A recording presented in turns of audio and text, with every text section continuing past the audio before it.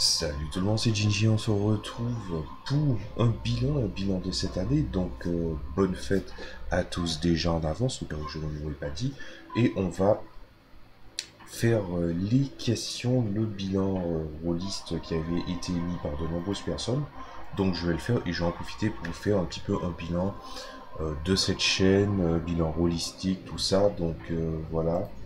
Alors, déjà, la première chose à dire, je pense, c'est évidemment merci de me suivre depuis déjà un certain temps. Vous êtes 32, voilà. Donc, moi, je pense que c'est un assez bon résultat, notamment, surtout qu'il y a un moment où il y a eu pas mal de pertes, tout ça. Mais ça, on va regarder ça pour après. On va se focaliser d'abord sur le bilan rôliste qui est composé de 7 questions. Mais je vais quand même essayer de mettre un petit peu plus de densité dans ces questions, puisqu'il y aura pas mal de choses à dire. Bon, allez, ne perdons pas de temps. Donc, question numéro 1, le jeu auquel vous avez le plus joué en 2020, le jeu que j'ai le plus joué en 2020, c'est l'OSE, donc Old School Essentials, avec l'actual play de la Cité perdue, que je fais avec Novarek, Radburger et Christophe de la chaîne Pilule Rouge. Donc c'est sans doute le nombre de parties que j'ai fait en le plus. Voilà. Donc ça c'est dans le cadre de l'actual play. Ensuite, si il faut parler vraiment en tant que consommateur de jeux de rôle en dehors de ce type de cadre qui vise à être diffusé, le second, celui qui est tout juste derrière, c'est du Pathfinder. J'ai joué à Pathfinder version 1, hein, voilà. Où je joue avec des règles que j'ai modifiées pour rendre le jeu plus agréable, plus jouable et bien d'autres choses encore. Ça, c'est prévu que je fasse une vidéo en 2020 pour que j'en parle. Il est déjà dans ma liste. Voilà. Bref, quoi qu'il en soit, on va passer à la question numéro 2. Donc, une belle découverte de JDR de 2020. Alors, la plus belle découverte de JDR, là où je suis vraiment tombé amoureux, hein. Pourtant, le système D20, c'est vraiment pas un truc qui me bottait à la base et que j'ai pris énormément de temps à apprendre. C'est Mutants and Masterminds. J'adore le fait que déjà j'étais dans un... Pour expliquer le contexte, j'étais dans un circuit où j'étais en train de bosser sur mon premier JDR, j'étais en train de faire du Pathfinder, j'étais en train de faire de l'OSE, et je voulais faire un univers de super-héros, vraiment un univers de super-héros, puisque j'avais déjà fait un one-shot super-héros avec mes joueurs, qui s'est très très bien passé pour ceux qui avaient décidé de participer en tout cas. Et ce qui s'est passé, c'est que je me suis dit, l'univers des comics, en tout cas des grandes écuries, il commence à avoir un problème, c'est que ils sont là pour remplir un quota et un agenda. Je déteste cette expression, hein, parce que c'est ce que ça représente qui me fait détester ça. Mais ils semblent avoir un agenda et ils veulent essayer de démystifier chaque héros. Et au lieu de créer des héros, ils veulent essayer de changer leur nature, essayer qu'ils soient un petit peu plus en accord avec des consommateurs. En fait, ils sont en train de tapiner à tous les râteliers sans vraiment proposer une grande histoire, un grand arc. Je veux dire, à part, en fait, depuis The Brightest Day, tout écurie confondu, hein, tout en sachant que quand tu regardes du Dark Horse ou du Valiant Comics, tout ça, évidemment, on est déjà dans des circuits où ils sont un petit peu plus à l'aise pour sortir du truc de qualité. Mais dans les grandes écuries, genre Marvel d'ici, si on prend les deux, depuis The Brightest Day, qu'est-ce qui s'est passé de si génial que ça? Si vous avez la réponse, donnez-la moi en commentaire. Moi, j'ai pas vu grand-chose, hein. Voilà. Et attention, je pense qu'il y a quand même des choses qui m'ont quand même plu et que bon, des gens diraient que c'est un agenda, alors qu'en fait, c'était pour moi quelque chose qui allait de bon sens. Je veux dire, s'il faut donner une opinion là-dessus, on va le faire rapidement, mais un jour de plus, c'est bien ça. L'arc de Spider-Man, ce que j'en ai entendu, je n'ai pas aimé. Et pour moi, c'est à ce moment-là où Marvel et surtout les fans, parce que les fans peuvent-ils winer une licence? Oui. Et les fans, c'est à ce moment-là où tu sens que les gens ne voulaient pas faire vieillir Peter Parker. Ils veulent qu'il retourne dans sa routine avec les mêmes peurs, les mêmes craintes, comme s'ils avaient peur de ne pas être capable de faire un nouveau héros, un nouveau jeune personnage qui pourrait aussi parler de ces problèmes-là. Parce que ce qui fait que les gens aiment Spider-Man, c'est que c'était quelqu'un qui était jeune, qui était aussi un super-héros et qui devait jongler entre ses responsabilités, son véritable devoir dans sa vie, et le fait d'avoir une vie normale. Même si le mot accompli serait plus d'une certaine justesse. Donc voir arriver un Miles Morales, c'était quelque chose pour moi qui allait de soi. Il était temps qu'il transmette le flambeau à quelqu'un d'autre. Moi franchement je suis pas contre de nouveaux Spider-Man qui viendraient se succéder ces différentes personnes. Mais voilà. Et à ce moment-là, on sent qu'il n'y avait pas de grande histoire. Ça tournait souvent à des arcs qui étaient réinterprétés, des mondes qui sont rebootés, et le caractère mythologique des super-héros en général dans les comics, qui essaie aussi des fois de nous vendre les auteurs, ben, dans des petites histoires alternatives, ça va bien 2 minutes, mais quand ils essaient à chaque fois de rebooter, c'est chiant. C'est très très chiant. Donc du coup, comment on fait? Faut-il créer de nouveaux héros? Pour moi, ça va de soi qu'il faut créer de nouveaux héros. Le problème avec cette notion de mythologie des super-héros, et aussi du caractère mythique des super-héros, c'est que l'être humain, malheureusement, est fortement touché par ce sentiment de l'ancienneté, c'est du solide. Et je ne pense pas ça du tout. Et de l'autre côté, ça me casse un peu les couilles de dire ça, mais de notre côté, ils veulent réinterpréter cette notion de mythe, alors que là, qu'on est déjà dans une contradiction, c'est-à-dire que si des gens se disent oui, mais ce héros-là, il existe depuis combien de temps, il est génial, il fait ci, il fait ça, mais peu importe à quelle époque tu te trouvais depuis la création de ce héros, il y a eu un ou des auteurs qui ont mis quelque chose qui fait que sa figure a changé. Mais même au-delà de ça, vouloir rebooter quelque chose et aussi un petit peu trop retravailler une mythologie, ben c'est des fois l'ébrécher ou ne pas lui rendre service. Donc il y a vraiment une pénurie, entre guillemets, de volonté de créer de nouveaux héros. Et quand il y a de nouveaux héros, ben c'est pas que ça a déjà été fait, parce que j'ai déjà donné mon opinion sur l'argument de tout a déjà été fait. Non, tout n'a pas déjà été fait. C'est les branleurs qui pensent ça. Non. Le problème, c'est que c'est toujours oui, mais on va mettre les pouvoirs qui fait penser à tel héros, on va prendre telle histoire, mais on va donner d'autres pouvoirs. C'est un côté choc à pic. Vous voyez ce que je veux dire par là? C'est un côté où les gens pensent qu'il faut mélanger du blé et du chocolat pour faire du choc à pic. Voilà, comme dans la pub. Alors que non, c'est pas comme ça qu'on crée un truc. L'assemblage, si tu veux, c'est quelque chose qui a toujours fonctionné euh, dans des termes logiques, mais dans des termes de construction de quelque chose de plus grand, de sentiers qui n'ont pas été explorés, ben, on reste plus ou moins dans la même veine de ce qui a déjà été exploré. Voilà. Et à ce moment-là, je m'étais dit, bon ben, il faut que je crée mon univers de super-héros, pas que je comptais en faire des comics. Quoique, hein, je me ferme pas de porte. Artistiquement parlant, je déteste me mettre des barrières. Donc, j'ai décidé de créer un univers qui s'appelle Hero Re-Rise, où mon but c'était vraiment de garder le meilleur et d'apprendre du meilleur de ce qui a été fait dans l'univers des comics. Et quand je dis le meilleur, c'est pas reprendre des idées, hein, voilà.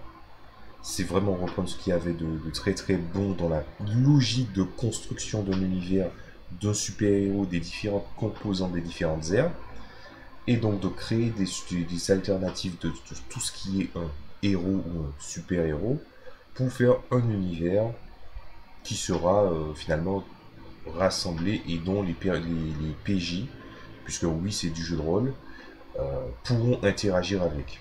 Et le truc n'était pas censé avoir de support bien précis. J'étais censé écrire juste les super-héros, ils font quoi, les super-vilains, ils font quoi, c'est qui les personnages, dans l'univers, qu'est-ce qui s'est passé. Il y a même de l'univers alternatif là-dedans, hein. En prenant en compte tous ces éléments-là, il me fallait un support. Et j'avais Hero System version 5 et version 6. Les trucs étaient mal référés quand je les ai obtenus. Et en fait, je me suis rendu compte que la version 6 était meilleure.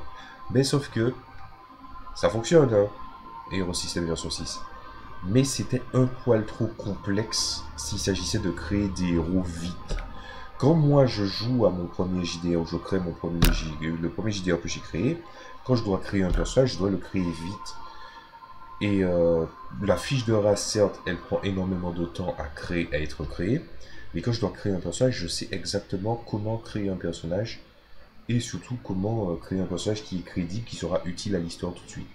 Ou même je le fais de tête et je n'ai pas besoin de le renseigner. Et dans certains autres jeux, je voudrais aussi des fois, quand je crée un personnage, pouvoir être capable de le gérer vite. Par exemple, Pathfinder, quand j'ai compris tout Pathfinder, pour moi c'était très facile de générer un personnage. Et le système Hero System version 6 ne me convenait pas. Donc je suis passé à le W System Deluxe, qui, faut se l'avouer, fonctionnait très très bien avec ce modèle. J'avais juste des modifications à faire. Et là encore, ça me saoulait un peu parce que créer un personnage, je trouvais ça chiant, un peu pénible.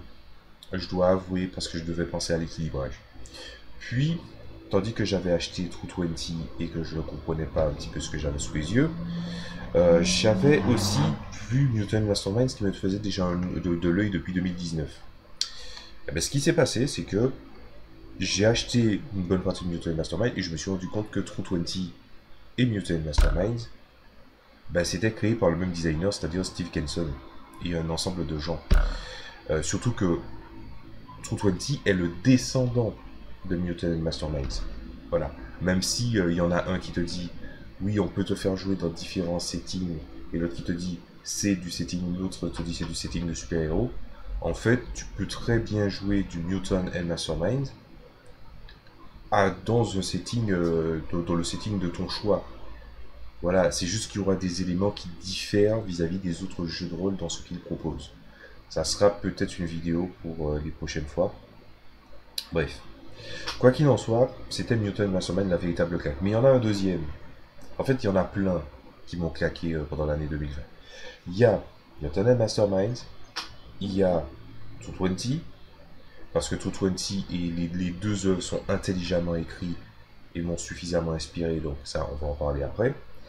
Ensuite, il y a Brigandine de James Tornade, qui est une perle si vous aimez Warhammer, surtout comme moi, vous aimez Warhammer V1, et vous voyez ce que propose Brigandine.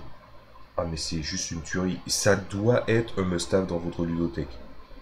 Aussi simple que ça. Vous aimez l'aventure, vous aimez l'action, vous aimez même des fois un petit peu du sale dans vos univers. Voilà, vous savez que vous n'êtes pas dans un univers serein où vous avez des châteaux avec des sommets ornés d'or. Non, ah ben voilà, Brigandine, c'est parfait pour ça. Voilà. Il y a pas mal de systèmes que j'ai découverts aussi, hein, puisque j'ai fait ce que j'ai pas encore totalement fini d'explorer, mais qui est quand même assez engageant. Il y a aussi Mask, évidemment, puisque j'ai vu des gens jouer à Mask. Ça, c'est des. Je vais présenter tous ces éléments-là probablement en 2020. Ça sera une de mes intentions. Bref, quoi qu'il en soit, Mutant Mastermind au-dessus, parce que j'ai pu faire mon univers, j'ai pu faire l'adaptation, c'était facile d'adapter. Je peux créer un personnage par heure, et c'est tout ce que je demande. Créer un personnage en moins d'une heure, ou en 1 heure, voire 1h45 maximum. Donc voilà. Mais bref, Mutant Masterminds, c'est vraiment, vraiment, vraiment pas mal. Mais ça, on va garder ça pour tout à l'heure. Je pense que j'en parle tellement que je suis au point de demander à Greenlanding et les gens, balancez-moi un chèque. Je vais vous faire une présentation de votre univers. Bah, pour moi, l'ultime forme de pub, hein, c'est toujours le bouche à oreille. Quand quelque chose est bien, faut le dire. ou quelque chose est mauvais, faut le dire, que quelque chose est à votre goût et vous savez, vous avez envie que les gens l'essaient au moins, voilà, il faut avoir des arguments à faire valoir. Quoi qu'il en soit, Newton et Masterminds, voilà. Donc, numéro 3, une conséquence positive du confinement sur votre pratique. Oui, forcément du positif. Il n'y a aucune conséquence positive pour moi vis-à-vis de ma pratique du jeu de rôle. Voilà. Il n'y en a pas un seul. J'y ai réfléchi dans tous les sens, je réfléchis encore maintenant. Il n'y a pas de pratique. J'étais déjà plus ou moins en pseudo-confinement depuis le temps que je suis. Je vais dire que j'habite dans le nord. Pour se déplacer, c'est pas terrible. D'autant plus que, bon, je suis en Martinique. Le transport a été remanié, surtout aux alentours du centre et de la capitale. Voilà, donc c'est fait un petit peu à la pisse. Avant, on avait quelque chose qui était plus ou moins tangible en matière de déplacement dans le centre de la Martinique, mais qui était cher, qui devenait cher pour des raisons abusives, je trouve, qui faisait en plus grève pour un oui ou pour un non. C'était chiant. Mais on a remplacé ça par pire. Voilà. Hein. Donc, à mon avis, non. Je suis déjà en confinement depuis un moment, officiellement dans ma tête. Donc, pour moi, ça n'a rien changé. La seule chose que ça a peut-être changé dans ma tête, à mon avis, hein, à mon humble avis, c'est certainement que, et c'est pas du positif, hein, c'est que mes joueurs étaient devenus de moins en moins attentifs. C'est pas parce qu'ils souffraient des problèmes de déplacement ou du confinement, mais ce que je veux dire par là, c'est que c'était déjà un problème qui existait déjà en 2019. Et que ça avait empiré. Et que j'ai dû prendre certaines décisions. Voilà. Il n'y a pas de conséquences positives. Il n'y en a aucune. Bref. 4. Alors, un jeu auquel vous voulez absolument jouer en 2021. Mais tous les jeux que j'ai présentés, hein. J'ai envie de jouer du Mutant Masterminds et essayer de me trouver une table à part pour essayer de jouer. Mais ça, c'est quelque chose qui va être assez compliqué. On peut pas se projeter loin dans le futur au vu des conseils de ce qui s'est passé cette année, quoi. C'est juste pas possible. Donc, Mutant Mastermind. True 20, c'est sensiblement pareil, donc hein, pas tellement True 20. Brigandine, j'ai joué à Brigandine lors d'un one shot, enfin d'un épisode spécial, tout ça. J'ai adoré Brigandine. J'adore Warhammer V1, donc Brigandine. Masque, je l'ai pas suffisamment lu pour. J'ai déjà vu des gens y jouer et je connais une bonne base de fans qui apprécient Masque. Mais je ne connais pas suffisamment Masque pour pouvoir avoir cet enthousiasme-là. C'est juste que quand j'ai vu des gens y jouer, ou sous ce système, ils s'amusaient beaucoup. Donc moi je suis curieux. Voilà. Et donc voilà. C'est ma liste de jeux que je vais devoir jouer. Alors une chaîne YouTube ou un podcast à mettre en avant. Ben moi je comptais toujours mettre des chaînes en avant, des choses en avant. Et dans le cas précis, on me dit des chaînes à mettre en avant. Les chaînes que j'ai à mettre en avant, c'est les chaînes que j'ai découvert cette année parce que je faisais des recherches sur des sacs et Pathfinder 2, donc tous les deux grands tabletop RPG. Et si je dois faire une remarque avant de présenter les chaînes, c'est que je me rends compte à quel point dans le milieu anglophone, il y a une strate de gens qui pensent que d'un bord il y a Pathfinder, de l'autre bord il y a Donjons et Dragons, et que derrière il n'y a plus rien. Quand les gens veulent parler, c'est ça c'est un truc dont on a parlé sur ma chaîne, vous avez qu'à voir les vidéos qui semblent montrer une image de Donjons et Dragons, mais j'ai l'impression que j'avais toujours eu l'impression que Donjons et Dragons et aussi son héritier alternatif qui est Pathfinder, j'ai toujours eu l'impression que c'était une religion pour les gens. Et une shitstorm, ou plutôt un drama qui est arrivé récemment, m'a confirmé à quel point c'est encore vrai. Voilà. Je ne rentrerai pas dans les détails, je pense que la vidéo durerait trop longtemps, au vu surtout que la personne qui a juste exprimé son opinion et que les gens n'étaient pas d'accord, il a dû donner une version longue et maintenant tout le monde a fermé sa gueule. Pour les plus mesurés d'entre eux en tout cas. Et je trouve ça un peu triste. Il y a énormément de jeux de rôle, je veux dire, même si par exemple j'ai dit que je suis tombé amoureux de Mutant Mastermind, mais les systèmes D20, j'étais pas spécialement contre, c'est juste que j'ai eu du mal à apprendre comme ça. Et de l'autre côté, bah, ce qui s'est passé, c'est que moi, je suis toujours curieux vis-à-vis d'un jeu, sauf vraiment quand le propos ne m'intéresse pas. Par exemple, jouer Vampire la Mascarade, je suis curieux vis-à-vis de comment ils ont articulé l'univers de Vampire la Mascarade et à quel point il est vaste et rempli de lore, mais en même temps, je déteste le mythe des vampires. Vous voyez ce que je veux dire par là? Donc voilà. Donc je préviens déjà, les 5 chaînes que je vais donner ont une relation de près ou de loin au système D20. Et que c'est la remarque que je voulais faire, que j'avais oublié, c'est les gens, même s'ils parlent de comment améliorer ces parties de jeu de rôle, les exemples qu'ils donnent, c'est Donjons et Dragons, Pathfinder. J'ai déjà aussi parlé de ça dans la fantasy, le genre passe par tous les exemples. Allez jetez un oeil si vous avez le temps. Et voilà. Bref. Je vais donner les 5 chaînes. Euh, je pense que les actual play, je pense que c'est pas tout le monde qui consomme de l'actual play. Donc je vais quand même faire un petit bonus, je vais en rajouter un. En actual play, il y a comment ça s'appelle? Roll and play. Et roll and play, plus précisément, la deuxième campagne. Parce que la première campagne, ils découvraient certaines choses, ils jouaient, ils ont appris les mécaniques assez vite. Mais maintenant qu'ils comprennent comment fonctionne Héros et Dragon, j'ai l'impression que la deuxième campagne c'est mon opinion, mais je la trouve meilleure. Parce qu'ils savent exactement dans quoi ils rentraient, alors que dans Roll and Play, ils découvraient juste. Voilà. Donc ça, c'est vraiment le petit joker. Hein. Roll and Play, je ne vais pas redonner le nom, c'est bon. Bref, alors, 5 chaînes.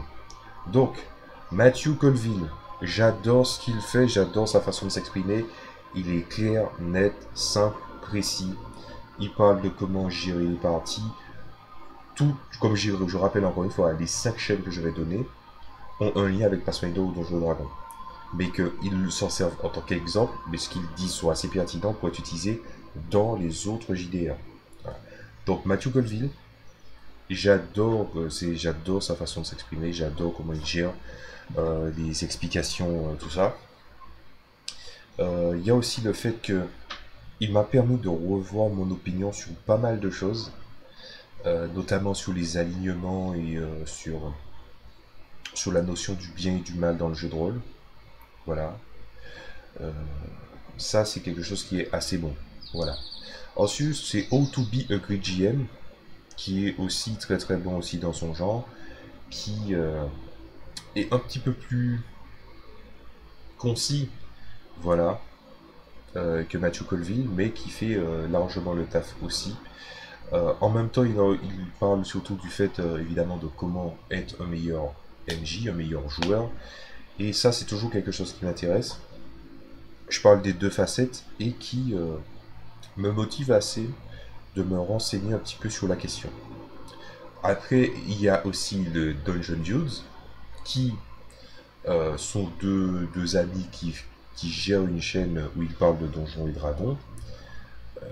Donc, qu'est-ce que je peux dire là-dessus? Ben, ils traitent exclusivement de Donjons et Dragons, de Pathfinder, je crois. Et surtout de Donjons et Dragons. Et je crois qu'il faut aussi de l'actual play sur leur chaîne. C'est surtout pour les explications. Ils t'expliquent une classe, ils t'expliquent les mécaniques. C'est-à-dire que pour eux, et ça c'est un truc que je vais mettre ça en conclusion aussi, pour ces 5 chaînes-là, c'est surtout ces gens-là qui m'ont fait comprendre que les gens savent, ils savent, certaines personnes qui parlent que du D&D comme le Pathfinder, comme je dis, à la fois ils aiment ce qu'ils jouent, mais en même temps, ils sont pas assez aveugles, enfin ils ne sont pas aveugles sur les défauts du jeu. C'est-à-dire que tu leur dis, le JDR, j'adore le jouer, j'adore jouer telle ou telle version de D&D, ils te disent c'est pas grave qu'il y ait des défauts si tu les corriges.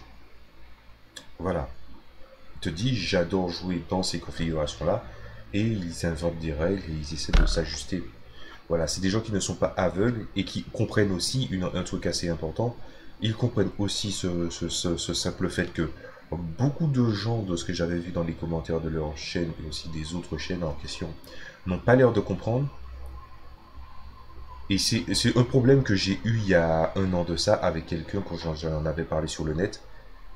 C'est pas parce que le jeu a une possibilité de modification avec du modding dans le jeu vidéo ou que les gens te disent dans les règles mais tu peux modifier tes règles, c'est pas parce que tu peux modifier les règles que pour autant ça veut dire que les créateurs ne doivent pas faire un effort pour combler les failles de leur jeu, notamment s'ils font des éditions différentes. Les problèmes d'un jeu sont les problèmes d'un jeu, les personnes les ont corrigés, d'accord, mais est-ce que c'est nécessairement aux personnes qui ont le livre entre les mains de corriger les défauts? Non, il faut qu'en amont, les créateurs puissent présenter quelque chose de viable et que si jamais ce problème-là, il avait déjà été mentionné, qu'il soit vraiment pris en compte. Voilà, ça suffit le coup de oui, mais on peut modifier pour rendre ça viable. Non, voilà. Il y a des, j'en ai parlé aussi de ça, de ce sujet-là, c'est oui, effectivement, c'est rare de voir quelqu'un jouer à un jeu de rôle exactement au stricto sensu et de jouer les règles telles quelles. Mais c'est pas parce que il y a des problèmes de compréhension, comme je l'avais dit, ou qu'il y a des gens qui préfèrent avoir leur version du jeu, que ça veut dire que les gens qui voudraient jouer avec l'expérience la plus proche que ce que l'auteur a voulu retransmettre, et sans modification de préférence, que forcément c'est une mauvaise chose. C'est une bonne chose qu'ils veulent tenter de jouer exactement tel que l'auteur a voulu présenter. C'est pas un défaut. Mais c'est pas non plus une raison ce n'est pas non plus une raison de dire vas-y, on va jouer à un jeu de rôle, et puis on va le modifier, et puis après on va dire non mais le jeu il fonctionne. Ouais mais si tu l'as corrigé les défauts aussi. Voilà. Donc j'avais dit How to be a good GM, Matthew Colville, Dungeon Dudes. Comment il s'appelle, merde? J'ai oublié.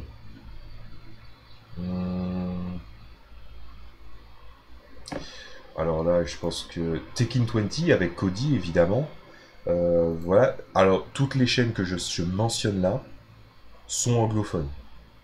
Voilà. Les sous-titres sont souvent très très bons. Donc, si vous parlez pas trop anglais, vous comprenez pas trop l'anglais, écoutez. Au moins, ça va vous aider. Donc, Cody de Tekken 20, qui d'ailleurs a été pris dans cette espèce de drama dont je vous ai parlé, hein, puisque c'est lui qui disait qu'il en avait marre de Pathfinder version 2. Et il l'expliquait, mais il a fait une version courte, il a vu le shitstorm, il a fait une version longue.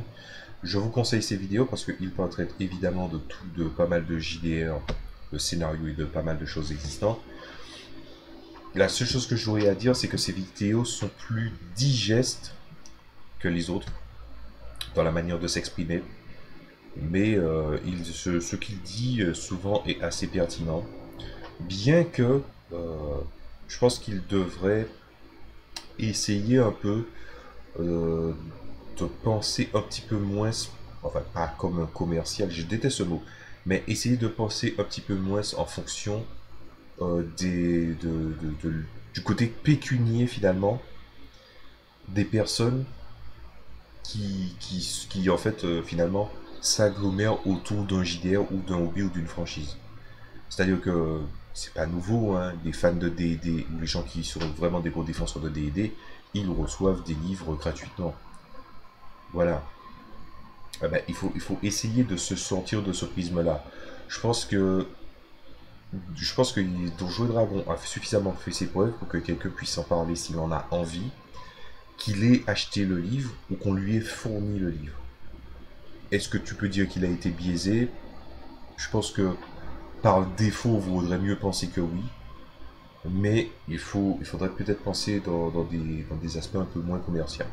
Mais n'empêche que sa façon de présenter des sujets sont très très intéressants. Vous en avez, pour chacune des personnes que j'ai citées là, des tonnes et des tonnes de vidéos à voir. Donc les derniers, c'est D&D Beyond. Mais D&D Beyond, je suis pas sûr. J'ai l'impression que c'est... je sais pas si c'est le YouTube officiel des gens qui font du D&D 5. Voilà. Mais voilà. Comme je m'intéressais beaucoup à D&D 5 et Pathfinder 2, j'ai découvert ces 5 personnes qui ont compris que leurs jeux ne sont pas parfaits, ce ne sont pas des fanboys, et ce n'est pas non plus, ils ne considèrent pas le jeu de rôle comme une religion, ce qui est une très très bonne chose d'ailleurs, où ils le défendent contre vents et marées et tout, mais ils savent regarder la chose pour leurs défauts, et c'est quelque chose d'assez rare de nos jours. Quelqu'un qui voit les choses pour leurs défauts et puis te dit « It's okay ». Voilà, donc je vais redonner la liste. Dungeon Dudes, Matthew Colville, How to be a BGM, Tekken 20, D&D Beyond. Voilà. Donc, alors, un jeu univers ou supplément que vous souhaiteriez voir adapté ou traduit en 2021. Alors, j'ai deux demi-demandes. C'est-à-dire que c'est des choses qui existent déjà, mais qui mériteraient d'être à une strate supérieure. Le premier, c'est Mutant and Masterminds. Je voudrais que, comme il n'y a pas de véritable candidat à des jeux de rôle qui te permettent de jouer des super-héros en France, un jeu aussi complet et avec déjà une gamme qui est propre, je voudrais vraiment que Mutant and Masterminds soit traduit en français. Je vais taguer Black Book Edition parce qu'ils vendent Mutant and Masterminds, mais ils le vendent alors que c'est OVO. S'il y a un souhait, et je dis bien un souhait, hein, je dis pas ah là là, je vous l'ordonne, ce genre de choses là. Non, je parle de personnes qui. Je parle en tant que personne qui a lu. Comment dire ça, qui a lu du comics, qui a lu toute la gamme, puisque j'ai toute la gamme, sauf le livre de base, puisque le livre de base je l'ai en version de luxe. Mais pour quelqu'un qui est toute la gamme, en tant que personne qui a toute la gamme et qui a lu une bonne partie du contenu, pour quelqu'un qui a lu du comics, pour quelqu'un qui a vu que dans les jeux français, il n'y a pas encore de grands noms de jeux de rôle de super-héros. Et que c'est quelque chose qui aurait pu être intéressant aussi à l'époque où il y avait des tas de séries, de tas de trucs, il y avait une expansion de Marvel, tout ça, et de DC encore, il y a encore des trucs de super-héros qui sortent encore. Je suis sûr qu'il y a des gens qui ont envie de faire du jeu de rôle de super-héros, et que peut-être ils sont même pas bloqués par le caractère anglophone des livres, le fait que le livre soit écrit en anglais, hein, c'est pas tellement anglophone, voilà.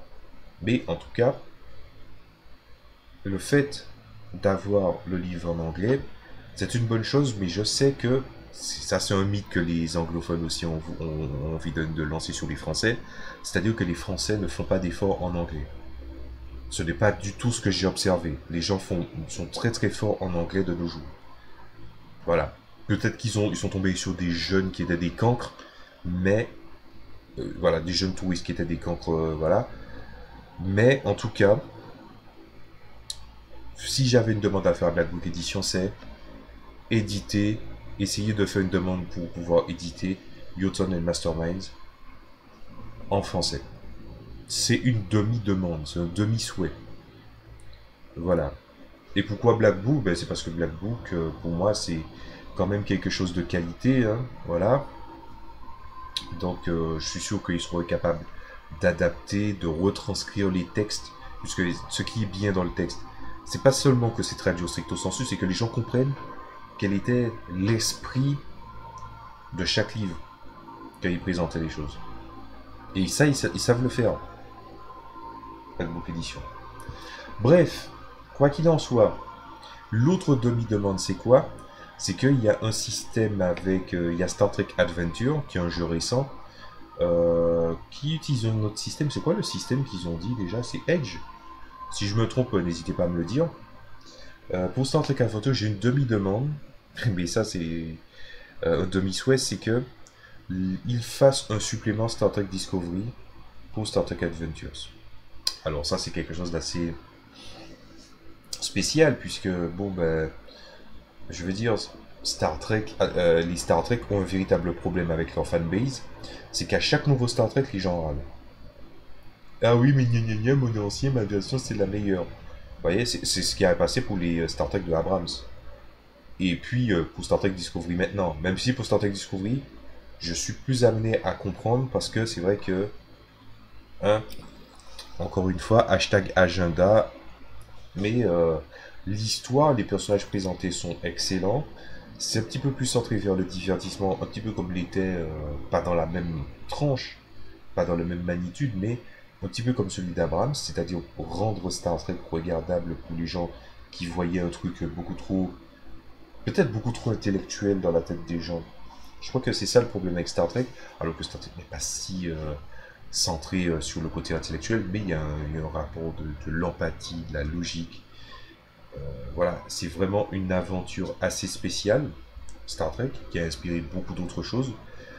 Et quelqu'un qui a Star Trek Adventures dans sa ludothèque, c'est quelqu'un qui aime Star Trek et qui a aimé le système qui est proposé par Star Trek avec ce jeu-là, et qui a pas mal de suppléments excellents qui sont sortis.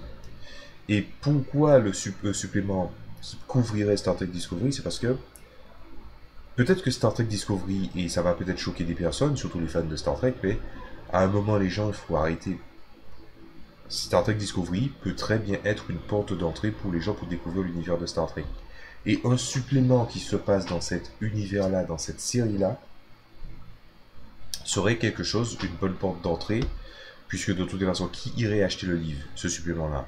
Ben, c'est forcément un MJ qui a envie d'initier d'autres joueurs.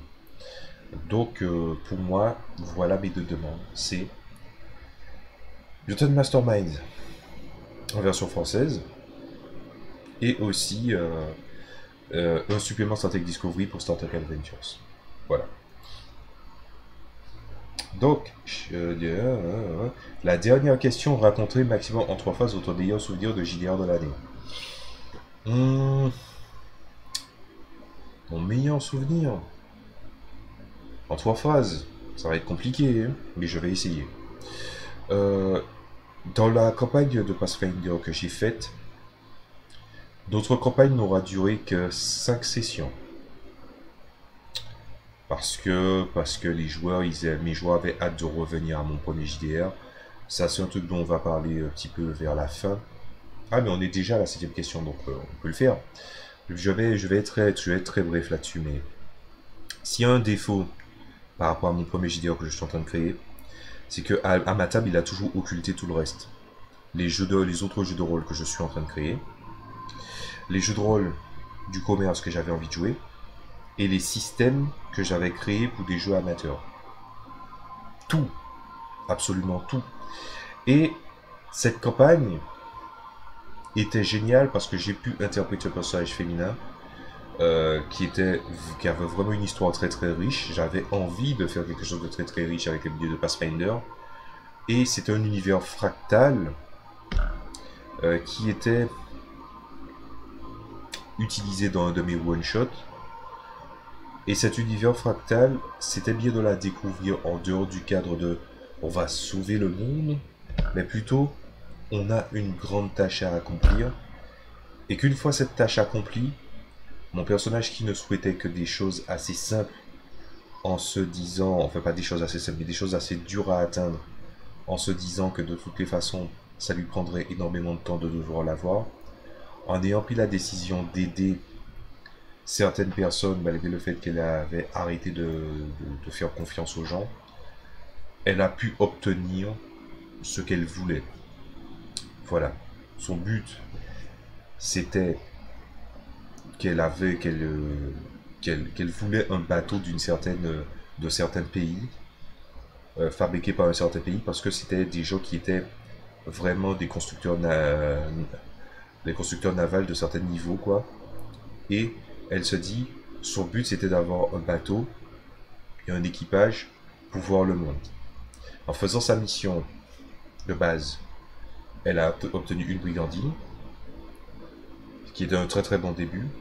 Et en allant chercher ce qui pouvait sauver ses amis qui étaient prisonniers de la glace à cause d'un sort qui a mal tourné, elle a obtenu pas un, mais deux bateau de construction du truc d'origine qu'elle souhaitait avoir.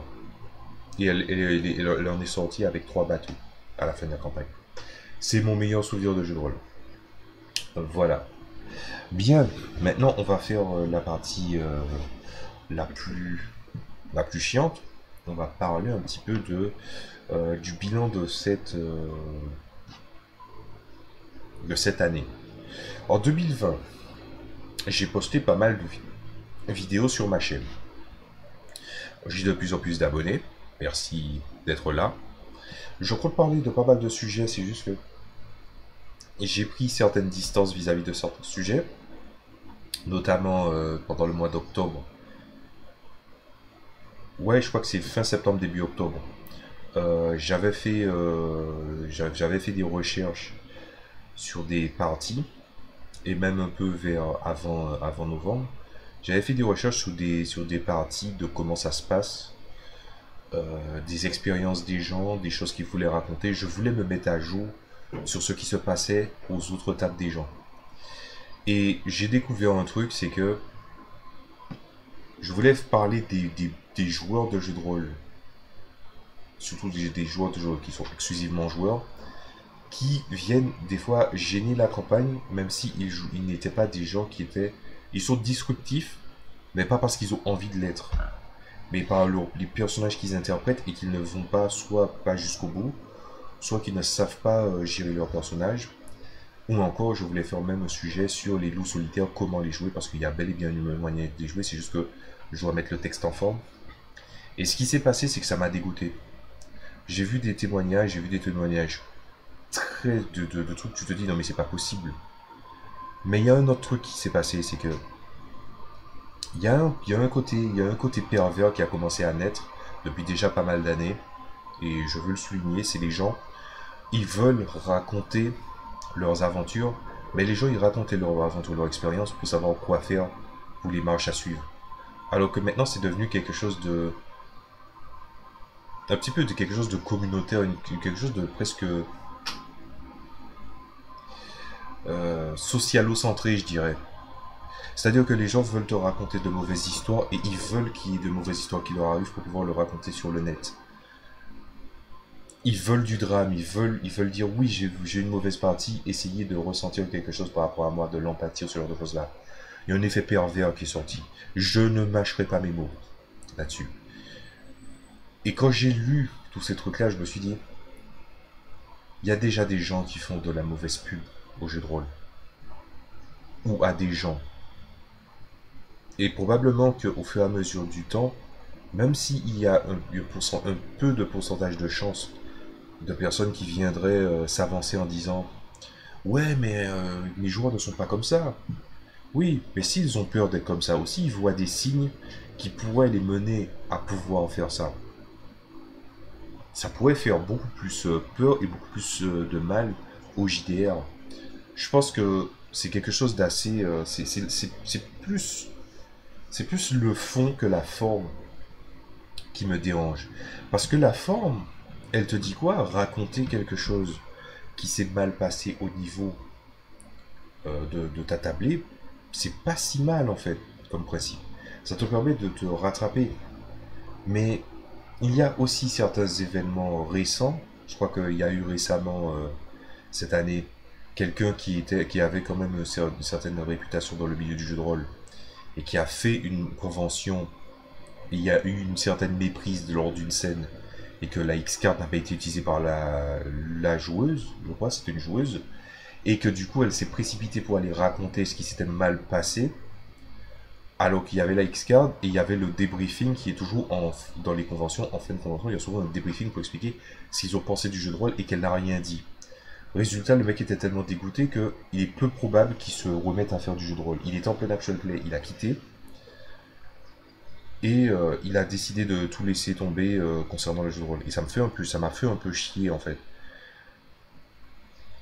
Et justement, ce côté où finalement le jeu de rôle, surtout dans le milieu francophone, est devenu mainstream, et que de l'autre côté, le côté réseau social et aussi ce côté narcissique qu'ont les gens aujourd'hui, ça fait un très très mauvais mélange.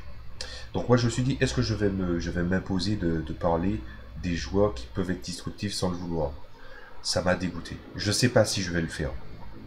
Pour le loup solitaire, peut-être. Il y a des chances. J'ai toute une liste de vidéos à faire déjà. Donc, ça, déjà, ça m'a mis ça m'a mis un petit coup de pied sur ce que je voulais faire. J'étais censé faire une vidéo entre le lien entre le catch et le JDR. Et je suis en train de travailler sur un modèle de vidéo. Comme mes vidéos sont souvent longues, vous l'avez remarqué, en 3 actes. Donc là, c'est le catch et le JDR. Ça sera pour l'année prochaine et je vais vraiment essayer de peaufiner le truc. Il y avait des choses qui n'étaient pas au top. Niveau vidéo, j'ai sorti pas mal de choses. J'ai testé le RPG A Day. Je préfère le RPG A Week, hein, et même le RPG A Week, j'ai laissé tomber. J'ai laissé tomber le RPG A Week parce que les premières questions, la première saison était intéressante. La deuxième saison, la première moitié m'intéressait, la seconde beaucoup moins. Ce qui faisait que des fois je faisais des bons monstrueux. Et la troisième saison, j'ai décidé d'arrêter. Alors, la raison pour laquelle j'ai arrêté, c'est pas parce que je trouvais les questions moins intéressantes. Parce que dans le tas, j'aurais pu attendre une bonne question qui intervient comme je le faisais d'habitude. Et puis, en fait, faire les questions pas intéressantes rapidement. Non, le problème c'est que le RPG Week avait un petit problème. C'est qu'il y a tellement de gens qui font le RPG Week qu'ils ne regardent pas tant les réponses de tout le monde et les réponses des autres. Quand je postais des RPG Week, il n'y avait pas il n'y avait pas trop de réponses à proprement parler en fait. C'était plus, enfin, quand je dis de réponses, c'est-à-dire il n'y avait pas de personnes qui regardaient ou de personnes qui réagissaient. Alors que quand je faisais mes JDR ou mes vidéos de base, là il y avait des vues. Donc bon là, il y a des abonnés qui ont sauté avec le RPG ED, parce que j'ai sorti des tas de trucs en même temps. Le RPG Week n'avait pas de vues. Et c'est la fameuse question de est-ce qu'un arbre fait du bruit s'il n'y a personne pour l'entendre. Et s'il y a bien un truc que je me refuse au vu de mon emploi de temps et des choses que j'ai à faire, c'est d'être contre-productif ou qu'il n'y ait aucun résultat. Si le résultat il est mauvais, ça peut me permettre de me rattraper. Mais s'il n'y a pas de résultat, je ne peux pas me rattraper. Donc du coup j'ai arrêté le RPG Day et le RPG Week. Mais le RPG Week est meilleur que le RPG Day et à bien des égards. Donc qu'est-ce que je pourrais dire encore?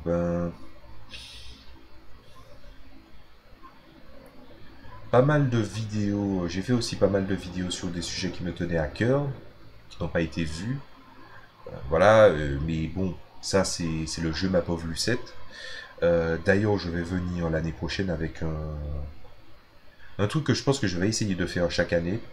C'est que je vais choisir 5 vidéos de l'année précédente, en début d'année, sur ma chaîne pour dire quelles vidéos que je voudrais présenter aux gens.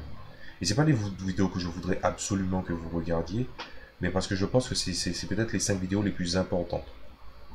Après, je pourrais peut-être faire 2-3 entorses, mais voilà. Rolistiquement parlant, c'était le désert de Gobi. Il n'y a pas eu tant de parties que ça. Il y a eu aussi le fait que je joue le let's play en fait, dans l'actual play de La Cité Perdue, qui m'a permis de rentrer dans le système OSE, Old School Essentials. J'ai fait moins de parties. Je me suis remis à mon premier JDR, comme j'ai dit, parce que le...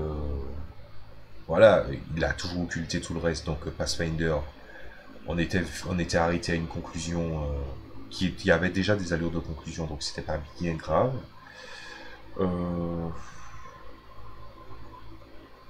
Qu'est-ce que je pourrais dire d'autre? J'ai fait un one-shot qui était long et qui s'est, selon moi, très très mal passé. Évidemment, je remercie les joueurs d'avoir participé, mais c'est le seul one-shot que j'ai fait. Et ce one-shot était très mauvais, c'était le plus mauvais one-shot que j'ai jamais fait. De tous les JDR que j'ai fait. Et pour une entrée en matière, pour jouer pour la première fois avec de parfaits étrangers, ça ne m'a pas calmé. Ça ne m'a pas calmé. C'est-à-dire que j'ai pas envie de dire oui, non, mais finalement, je vais jouer entre copains et puis c'est tout. Ce que je me suis dit, c'est arrivé un goût dans la bouche, faut que je l'évacue. Donc je vais faire jouer exactement la même configuration de one shot, mais avec des personnes que je vais sélectionner. Voilà. C'est tout ce que j'ai à dire. Je pense qu'il est inutile dans ce genre de circonstances-là de savoir qui était fautif. Il n'y a pas forcément de fautif. D'autant plus que les gens n'ont pas la même éducation rôlistique.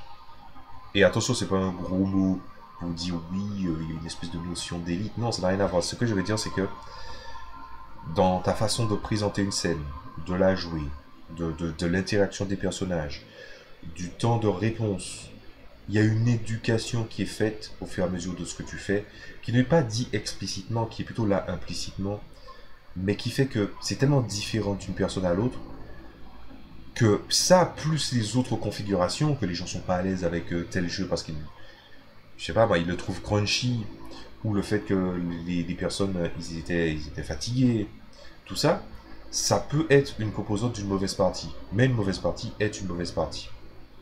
Donc, je vais repartir sur les chapeaux de roue avec ce tout nouveau truc-là. Vous le verrez sur la chaîne, le nouveau one-shot que je ferai. L'ancien, je l'avais enregistré. Mais je veux dire, j'ai tenté de réécouter ça.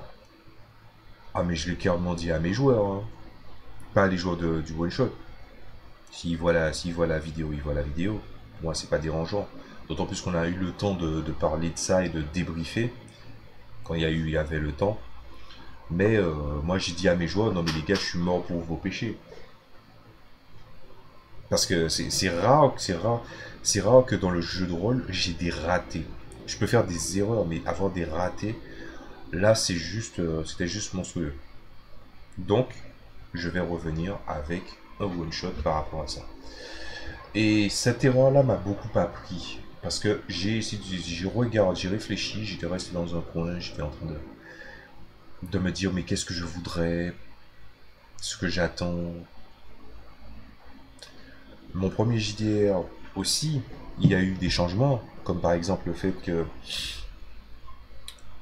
j'ai lu le livre de Mutant Mastermind, le supplément Hero High, et le fait d'avoir rejoué, alors que j'étais à 75% d'accord de rejouer à mon premier JDR en fin d'année, parce que je me suis dit, mais j'ai dit que j'allais pas jouer tant que je n'avais pas sorti le truc pour son je n'avais pas présenté le truc en bonne et due forme sur la chaîne pour son anniversaire, pour ses 20 ans, les 20 ans de l'univers, pas du JDR.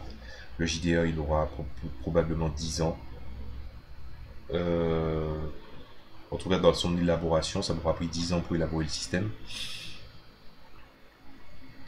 Et ça m'a fait voir le Hero High, le supplément Hero High, comment c'est écrit. Et de l'autre côté, le fait que j'ai recommencé à jouer, je me suis dit, je peux simplifier les règles. Parce que ce n'est pas un secret, je suis en train d'élaborer un actual play avec mes joueurs. Attention, ne attendez pas à des grandes configs, voilà, c'est très théâtre de l'esprit. Et on n'est pas des gens qui aiment prendre des images sur le net pour représenter nos personnages. Donc tout est dans la description et je sais que ça va pas être facile, mais c'est comme ça. Après, si je me mets un jour je me remets sérieusement au dessin et qu'à un moment je voudrais faire les dessins, c'est pas exclu. Mais c'est pas encore dans mes intentions pour l'instant. Eh ben, on a fait deux parties en tout. Et les parties, alors la première c'est les quelques balbutiements parce que c'est un nouveau modèle de partie. Mais la deuxième partie c'est assez mal passé. Il faut dire que j'étais pas en forme aussi et qu'il y a pas mal de choses qui piétinaient. S'il y a bien un truc que j'ai compris, c'est que mon jeu, quand tu écoutes le truc, je savais que mon jeu avait pas mal de paramètres, mais je ne m'étais pas rendu compte à quel point c'était peut-être complexe aux yeux d'autres personnes. Donc quand je l'ai écouté, je me suis dit, oublie que c'est ton œuvre. Écoute ce qui est dit. Voilà, donc j'ai plus ou moins 8 heures d'enregistrement. Et je me suis dit, non, mon jeu il est compliqué. Simplifie-le. J'ai appliqué la règle du KISS. Keep it simple, stupid. Voilà. Et du coup, je suis en train de retravailler le jeu pour les prochains enregistrements. Et il faudrait d'ailleurs que j'en parle un petit peu à mes joueurs de l'évolution de la chose. Quoi qu'il en soit, c'était une situation dramatique. Très très dramatique. Euh, donc j'ai jusqu'au 11 septembre 2021 pour finir le contenu de mon jeu de rôle, pour qu'il soit totalement présentable. Pas pour le publier. Le publier, ça prendra un petit peu plus de temps. J'ai pas d'illustrateur. J'étais censé faire les illustrations, mais j'ai fait tellement de trucs en même temps que c'est juste pas possible. Mais il y a du boulot. Il y a du boulot et ça m'a beaucoup, il y a beaucoup de choses qui m'ont inspiré, il y a beaucoup de choses qui m'ont fait me remettre en question. Et il y a aussi le fait que cette année, elle était pas si, c'est pas qu'elle était pas si terrible, c'est qu'elle était mauvaise, mais en matière de productivité, bon, on est dans le même acabit, voire même un petit peu en dessous de 2019. Dans 2019, c'était l'année où j'étais le plus productif. Et j'étais un fou furieux. J'étais capable de commencer à rédiger des trucs à 19h et je finissais à 5h du matin, je voyais pas le soleil, je voyais les traces du soleil en train de se lever. C'était, j'étais vraiment un fou furieux, il faut vraiment que je me calme. Et voilà. Franchement, il y avait énormément de choses au cours de cette année, mais il faut aussi avouer que être restreint à cause de cette maladie, notamment mon départ qui a encore été retardé et qui l'est encore parce que paraît-il ils vont faire encore un confinement à partir du nouvel an. Voilà, je peux pas dire que ça a été productivement parlant sur mes projets concernant cette chaîne, concernant le jeu de rôle. C'est positif, mais dans l'autre côté c'est négatif. Et ce côté négatif commence à peser. Voilà. Mais on va sortir pour une fois parce que j'ai vu mes bilans des 2 dernières années. C'est triste. C'est très triste, c'est très négatif, c'est très mélancolique. C'est pas mon but pour cette année. Si j'ai un truc à vous dire, c'est évidemment passer une excellente année, de très très bonnes aventures de jeu de rôle, de ne pas oublier que les gens comme nous qui parlons du jeu de rôle, des pratiques, de certains sujets, tout ça, c'est pas une bible, c'est pas un truc à respecter, c'est pas quelque chose de sacré. Le jeu de rôle lui-même n'est pas quelque chose de sacré. Je ne crois pas qu'il y ait un caractère de quelque chose de sacré dans ce monde non plus aussi. Mais ce que j'ai envie de vous dire, c'est si vous voulez être meilleur, il y a des outils pour être meilleur, il y a des conseils pour être meilleur. Mais il ne faut pas oublier de s'écorcher les genoux. Il ne faut pas oublier de choisir le fun, le bon fun, hein, évidemment. Hein. Pas le fun où j'ai entendu ou des gens dire le fun, et le fun pour eux dans la définition souvent donnée, c'est un petit peu mettre son cerveau de côté. Des fois littéralement les gens disent ça. Non, tu peux prendre énormément de fun sur de nombreux aspects. Cherchez votre plaisir dans ce que vous faites, peu importe le hobby que vous faites, et puis allez-y à fond. Apprenez aussi à apprécier les moments entre vous, entre amis, entre familles, parce que moi je pense que ce n'est pas une erreur de dire que cette année 2020 a été très très pénible pour nous tous et que là il ne faut pas juste souhaiter une bonne année, il faut chercher plus que jamais à partir en quête de son propre bonheur parce que personne ne va le faire pour vous. Et dans ces circonstances où finalement la plupart d'entre nous on se retrouve isolés, on se rend compte aussi à quel point on pourrait être seul parce que finalement on se rend compte on n'a pas tant d'affinité que ça avec son entourage, quoi. Donc, allez-y, partez en quête de votre propre bonheur. Je vous dis à l'an prochain ou à la semaine prochaine pour... pas la semaine prochaine. Voilà, mais Je vous dis à l'année prochaine pour une vidéo où je vais parler des 5 vidéos que je recommande de l'année 2020. Allez. Oh mon dieu, je suis fatigué. Vous voyez, hein, je suis fatigué. Enfin bref. Allez. Bisous tout le monde.